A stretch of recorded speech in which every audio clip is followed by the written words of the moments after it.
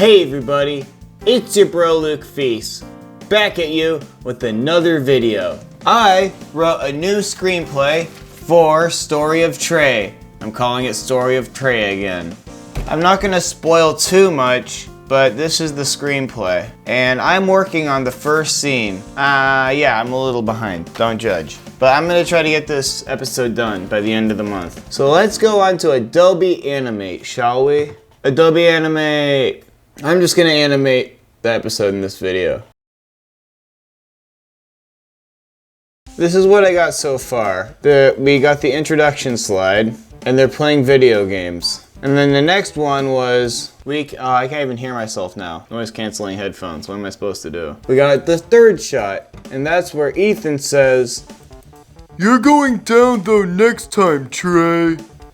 That's me, voicing Ethan. I'm gonna add a layer right here. And now, I am going to go to the previous layer and copy all these frames. Actually, no, I have to bring this down. I'm gonna copy the frames. I'm just gonna go right click, copy frames. And now I'm gonna go to this layer and paste the frames, just so we get them the same. And that's how I do it for each individual line they say. I kind of animate the shots separately. So every sentence is its own shot. I'm gonna zoom in, and he says, "You're going down though next time, Trey." So we can start animating. Maybe he starts looking at Trey. I'm gonna animate his pupils moving towards Trey. I'm gonna add this audio layer closer to Ethan so I can see what I'm working with. With these pupils, we'll go, oh yeah, I'm gonna add the onion layer so I can see what's behind it. And then we can move the pupils even more. I move the pupils even more. Actually, I'm gonna make his mouth go straight face. So this is the frame picker tool. And if I want to change the mouth, I can just do that. And then we can have the vowels match what he says. So I got different vowel movements for each thing for the words he says. And then he opens his mouth, and he's like saying, "You're going down next time, Trey." And maybe we can have his head turn a little bit. So with the frame picker tool, we can click this, and his head can turn. And his head can turn a little more. You might be wondering, how do I use the frame picker tool? I have a video about that you can check out, and I can put it in the link below. You can use it for the mouth movements, the head turns. I even use it for the body. Maybe his eyebrows lower, like he gets all competitive. Go, oo vowel, o vowel, e vowel, a vowel, e vowel. And he turned his head a little bit right here. We're just adding the mouth movements right now. TH vowel, though. Next time, Trey. This is very tedious. I'm just adding the mouth movements.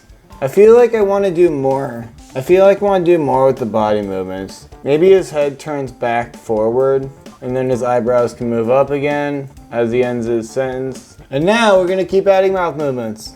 M vowel. There we go. We got the sentence done. And all the mouth movements added. So let's see how that looks. "You're going down though next time, Trey." Yay! That was pretty good. Now if you want to export it, you have to go to File, Export, Video Media, and you have to have Adobe Media Encoder installed to render it into an MP4 file. I got it to 4K, and that's what I'm going to export it as. And then, yeah, then you can click Export. And it opens right now. And it's opening. And we're waiting, and now. And then it renders, and then voila. And you know it works when it says, "This file has been successfully created." Now we're gonna go Insert, New Scene. And I'm gonna add the next sentence they say. We can click this frame tool and add time to the frame. And this is just a blank keyframe we can use. We can put the audio layer in it, and we can put this in here. These are all the audio dialogues for the first scene we're using. What's this one? "Are you guys playing Super Smash Bros?" So that's my brother, Logan. He's a character based off my actual brother in real life. So I'm gonna copy the frames. He actually has his own YouTube channel, and you can check it out right here. I'm gonna copy these frames and paste them right here. Here we are.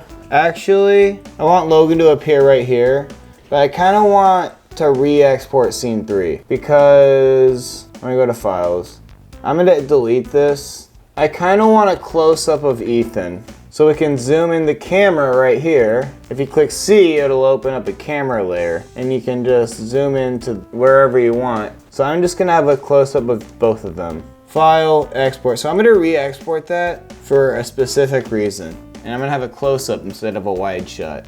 Reason being is because when I go back out, we can have Logan, my brother, enter the scene like he walked on during that close-up shot. Why don't you just animate walking? Because I don't feel like it. But I will, I do sometimes. You just have to it's just tedious. So now I'm gonna go back out. We can add Logan. And I got his character files right here. So I'm gonna add his legs. And we can zoom that in. Actually, no, we need to add a new layer for Logan. Add a layer right here. We can drag his legs in. And then his torso. I think I wanna make it smaller. And then his arm, copy and paste the arm because I'm a cheap ass. And now I'm gonna add his head movements. So we can add all these head movements. And I'm gonna zoom in. And this is the frame picker tool. But once you start, all the head movements are gonna be looping. So that's just the default, but then you're gonna have to click the frame and go to frame picker. Maybe he's looking at his friends right here. And then I'm gonna do single frame so he stays in place. Now I'm gonna zoom into his face. Actually, if you notice, these guys have some shading on them and Logan doesn't. So I'm gonna add some shading to the character. I'm gonna go to properties, filters, bevel. I don't know what that means, but it's kind of cool that I figured it out. And you can make the distance go further. And I'm gonna angle it because the lamp's over here. So it would only make sense that the darker light is behind him. We can add blur to it, like there's shading, and you can make it high quality. Now I am going to add a layer. So we can just click add layer and zoom into the face. And I'm gonna add his face and pupils. We can go pupil and drag it in and copy and paste. And we can take the eyebrow and drag that in too. Copy and paste that. And now I'm gonna add the mouth movements. You know what? I'm gonna explain how you use the frame picker tool, just really quickly, but how you set it up. So when I click this mouth movement, so let's just say, let's insert a scene. And let's say we want to add a character and easily click the head movements instead of dragging and dropping each one. Let's just say it's Snoop Dogg, I don't know. So we can take Snoop Dogg's head, we can drag that in right here. So once you got these Snoop Dogg heads that I drew, we can drag them all into here. And then you click all of the Snoop Dogg heads. You right click it. You click convert to symbol and I'll just do Snoop head. And now we can right click it and click edit symbols. So we got all big canvas that you can zoom out of and stuff. I'm gonna zoom in and actually add a layer and add 3 keyframes for the different head movements. So this one will be on the first keyframe. We can delete that. This one will be on the second keyframe. We can delete that. And this is the last head movement. We can place it right here. Maybe line it up a little better. And we can delete that. And we can delete this layer. So now we got these these head turns. We can take out the onion layer. So now, if we go back and drag in the head movements, and we can just take that out, we can click the head movements and they have different head options you can use. So that's pretty much how you use the frame picker tool. So now I'm gonna zoom in and I'm gonna animate Logan. Maybe his eyebrows lift. And he says R, we can just add the onion layer. His eyebrows can lift. And we can click the head, and I did the frame picker for Logan. So we can have his head turn like that way. And maybe his arm moves a little bit. His eyebrows can go down. And maybe we can have his arm move so we can zoom out. There's a plane. I don't know if the camera picks it up. But I'm gonna take this thumbtack tool. We click it and it's called the asset warp tool.